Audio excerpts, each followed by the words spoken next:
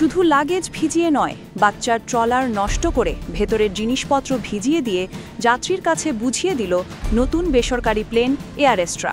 এর ওপর দেরি, এমন ঘটনা যাত্রীদের সঙ্গে। দেশের নতুন চালু হয়েছে বেসরকারি এয়ারলাইন্স এয়ার এস্ট্রা। আসছে যাত্রীদের একের পর এক তিক্ত অভিজ্ঞতা। জীবন অবাক না করলে কে করবে? 28% মিল্ক ফ্যাটের অবাক করার সাথে ফ্রেশ মিল্ক পাউডার। জীবন অবাক করুক প্রতিদিন। আবহাওয়ার কারণে ফ্লাইট দেরি, পরে ল্যান্ডিংয়ের পর যাত্রীদের বসিয়ে রেখে ইঞ্জিন টেস্ট, আর শেষে ভেজা লাগেজ ও নষ্ট স্ট্রলার। নতুন এয়ারলাইন্স এয়ার এস্ট্রা নিয়ে এমন প্রকাশ করলেন যাত্রী রাজীব হোসাইন। 14 অগস্ট এক ফেসবুক পোস্টে এসব কথা জানান তিনি। সেনাবাহিনীর সাবেক কমান্ডো রাজীব হোসাইন জানান, সেদিন আবহাওয়ার কারণে প্রায় সব লাস্ট ফ্লাইট দেরিতে ছেড়ে যায়। এয়ার এস্ট্রার ফ্লাইটও অনেক দেরিতে ঢাকায় ল্যান্ড করে। ল্যান্ডিংয়ের পর যাত্রীদের জানানো হয়, বিমান প্রস্তুতকারী কোম্পানির নিয়ম অনুযায়ী লাস্ট ফ্লাইট ল্যান্ড করার পর উভয় ইঞ্জিনের এফিসিয়েন্সি টেস্ট করতে হবে। এমন আকস্মিক ঘোষণায় ক্লান্ত যাত্রীরা বিস্মিত এবং বিরক্ত হয়ে ওঠেন।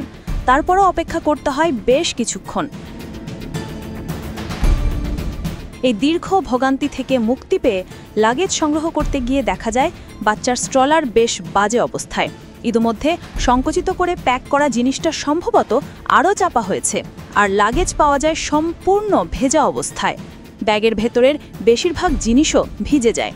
এরপর এয়ারপোর্টে এক গ্রাউন্ড ক্রুর কাছে এ ব্যাপারে জানতে চাওয়া হলে তিনি বলেন, স্যার বৃষ্টি হচ্ছে তাই হয়তো ভিজে গেছে।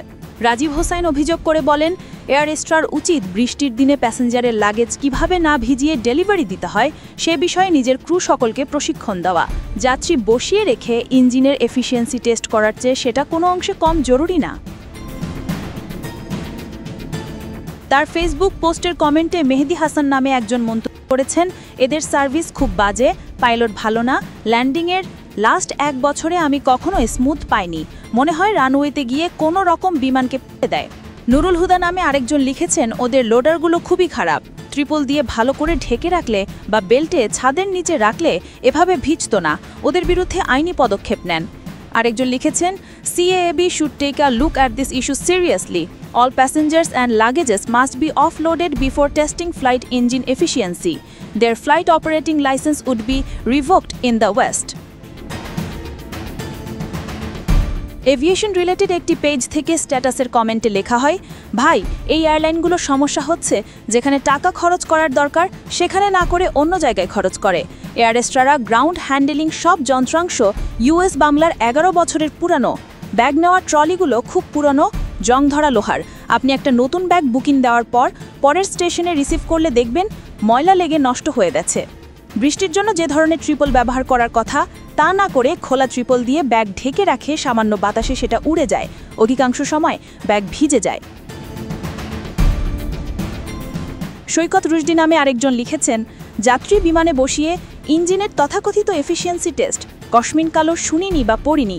সাইফ হাসনাত লিখেছেন, আমাদের কক্স ঢাকা ফ্লাইট ছিল গতকাল, বাট তাদের টেকনিক্যাল ডিফিকাল্টিজের জন্য US বাংলা ফ্লাইট আমাদের ঢাকায় নিয়ে আসে। মাইশা তাসনিম লিখেছেন, এয়ার এস্ট্রা US বাংলার একটা পার্ট, সো ওরা আর কি বেটার সার্ভিস দেবে।